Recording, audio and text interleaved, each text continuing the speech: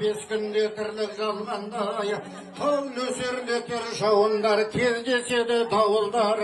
Сондайда қиын кездерде, сондайда қиын кездерде, ал қазақта ең тілекші қыздар деген қауым бар. Апаларың төркінге той тілейтін бауырлары, ал апаларыңның жолдасы жерде деген қауым бар. Жақсы жерден әкеңдей арқа сүйер панаң бар. Сол айтылған келін жаны, ой апа жезделеріңе келін бір сәлем.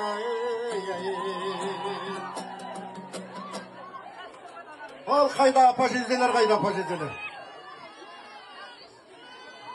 Жезделер қайда жезделер? Bir қазақта жақсы сөз бар, жезделерге көнгенбіз, жезделерге сенгенбіз. Жезделер аман жүрсін деп бір қыздан бергенбіз деген. Сол жезделер ғой. Көрініп атыр ма, бар ма?